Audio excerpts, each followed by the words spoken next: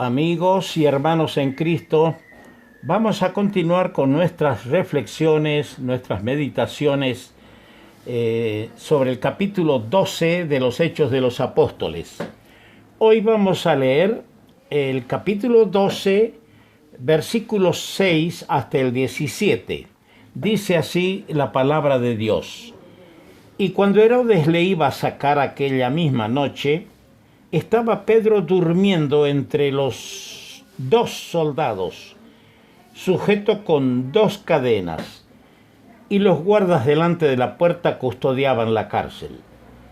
He aquí que se presentó un ángel del Señor, y una luz resplandeció en la cárcel, y tocando a Pedro en el costado le despertó diciendo: «Levántate pronto», y las cadenas se le cayeron de las manos.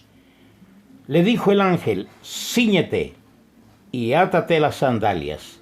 Y lo hizo así.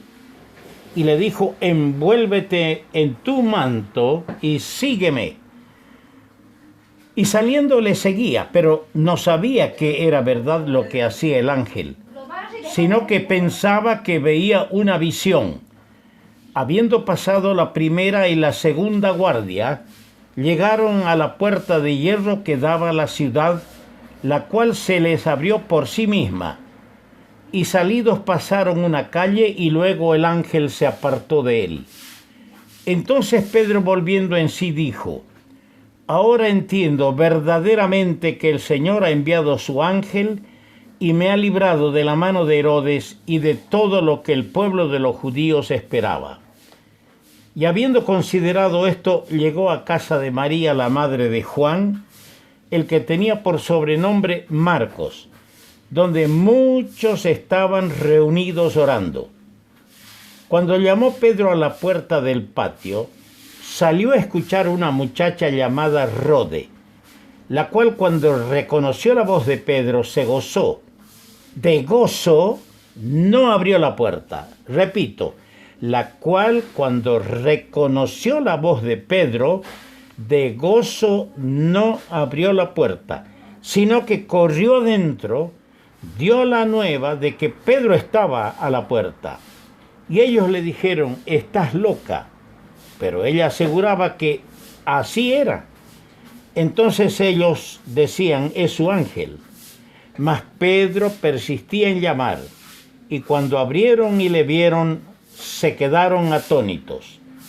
Pero él, haciéndoles con la mano señal de que callasen, les contó cómo el Señor le había sacado de la cárcel, y dijo: «Haced saber esto a Jacobo y a los hermanos».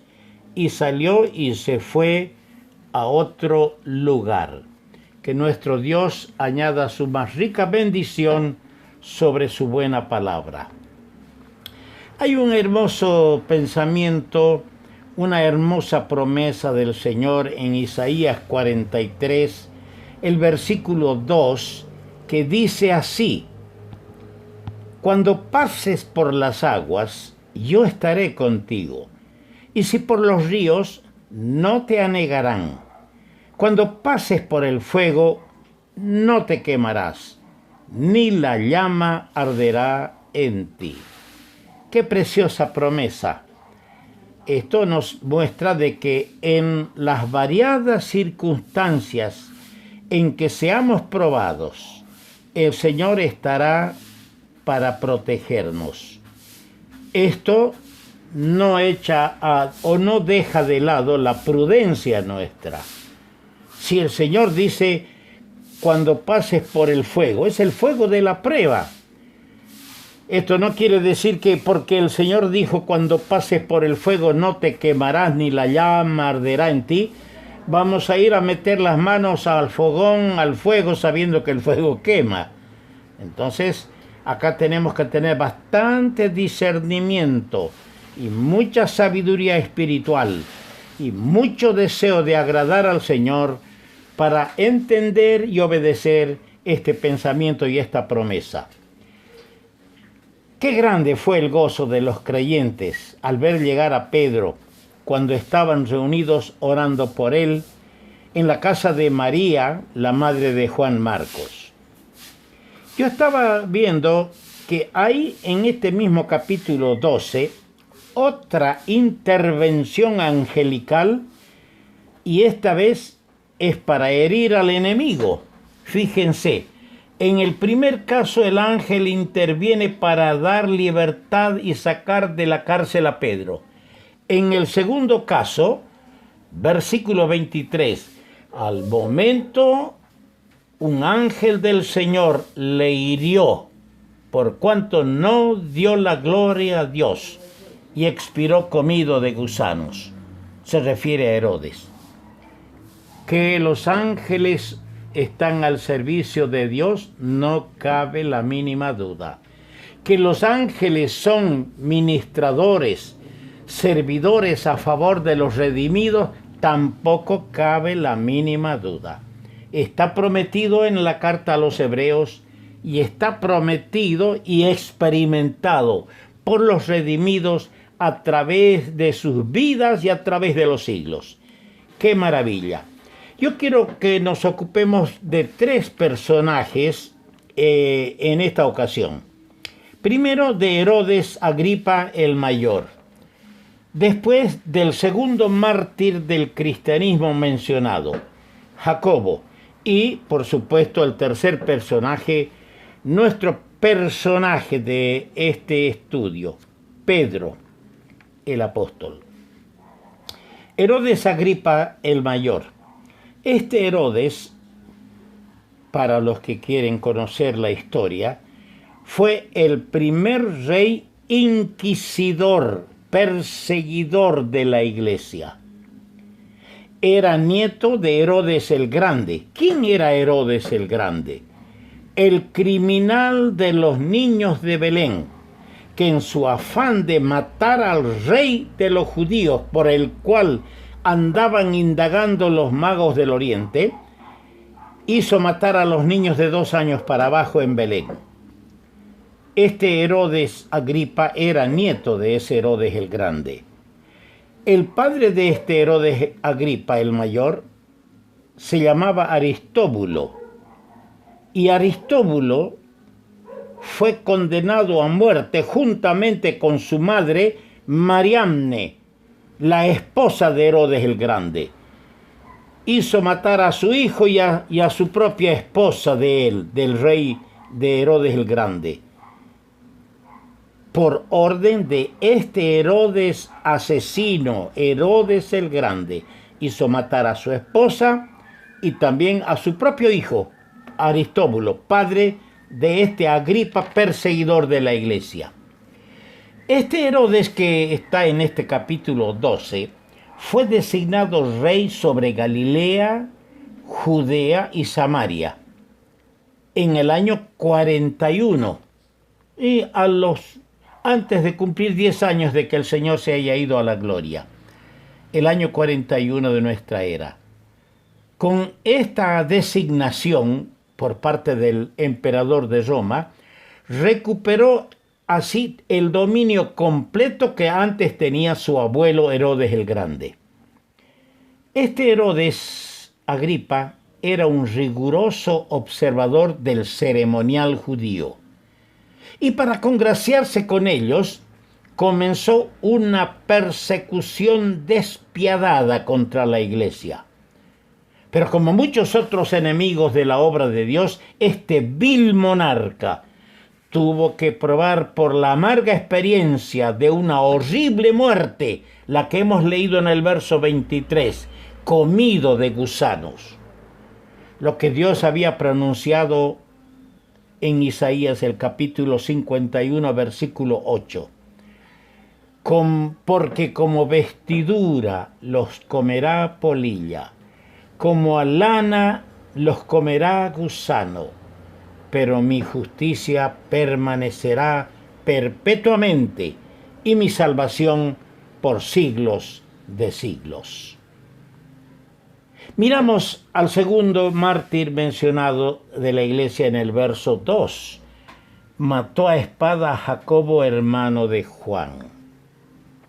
Jacobo era uno de los 3 apóstoles a quienes el Señor había escogido para su más estrecha intimidad. Eran Jacobo, su hermano el menor, Juan y Pedro. La muerte a espada o cuchillo, con la que hizo matar Herodes a Jacobo, era la pena más ignominiosa según los judíos, más vergonzosa, con excepción, por supuesto, de la muerte maldita del que era colgado en el madero, como está dicho en Gálatas 3:13. Maldito todo el que es colgado en un madero.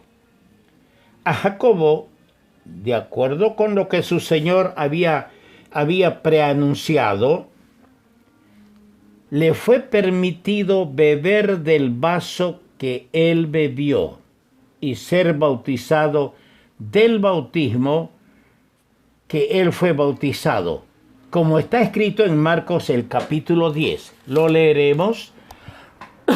Marcos el capítulo 10 y el versículo 38. Entonces Jesús les dijo: no sabéis lo que pedís. ¿Podéis beber del vaso que yo bebo o ser bautizados con el bautismo con que yo soy bautizado? Ellos dijeron: podemos. Jesús les dijo: a la verdad, del vaso que yo bebo beberéis, y con el bautismo con que yo soy bautizado seréis bautizados. Ahora el Señor le está permitiendo al hombre que prometió ser bautizado con el bautismo del Señor, le está permitiendo que él logre públicamente identificarse en ese bautismo, beber la amarga copa del dolor por haber sido fiel a su Señor. Hermanos, andar cerca del Señor muchas veces conduce al privilegio, al honor de una participación íntima de sus padecimientos. Pero hay que andar cerca del Señor. Jacobo, sabiendo ya esto, debe haber enfrentado su martirio con una noble resignación, gozoso de poder glorificar el nombre de su Señor en la muerte. ¿Cuántas veces el enemigo utiliza personas, vecinos, autoridades para lastimarnos y nosotros inmediatamente recurrimos: la ley me asiste, la ley está a mi lado, y ponemos un abogado, pagamos lo que no le damos en ofrenda al Señor, se lo damos al abogado para que nos defienda, y no remitimos la causa al que juzga justamente, como solía hacer el Señor. Tratemos de identificarnos con nuestro amado Señor en todo, aun en sus sufrimientos. La muerte de Jacobo fue una pérdida para la iglesia, pero fue una ganancia para él, porque le significó su entrada triunfal a la presencia de su amado Maestro y su coronación asegurada con la corona de la vida prometida a los mártires en Apocalipsis capítulo 2 versículo 10, a donde leemos: sé fiel hasta la muerte y yo te daré la corona de la vida. Pero no solamente la muerte física, sino hasta el día que tengamos que morir. Hermano que me estás escuchando, tal vez tus pies no están firmes en el sendero de la fe. Tal vez tus rodillas tiemblan por la debilidad espiritual. Afírmate, sé fiel hasta el final de tu vida para recibir la corona de la vida. En el versículo 5, Pedro estaba custodiado en la cárcel, pero la iglesia hacía sin cesar oración a Dios por él. Al postergar la ejecución de Pedro por parte del rey Herodes, al postergar la muerte de Pedro, señalando un día determinado para ello, Herodes pensaba atribuir mayor importancia a la muerte del que él consideraba el caudillo de los cristianos, a Pedro, y de esta manera asegurar más, ¿qué cosa? Su propia popularidad entre los judíos. Ese era el plan que tenía preparado Herodes, pero Dios tenía otro plan. Dios tenía otros propósitos más grandes, más sublimes. Dios dominaba sobre los sucesos. Dios dominaba sobre las puertas de bronce y de hierro de la cárcel. Y lo que para muchos de nosotros la cárcel es un sufrimiento. La cárcel es una privación de libertad. Para Pedro resultó un refugio y un motivo para ejercitar a los creyentes, a la iglesia, a que se dediquen a orar.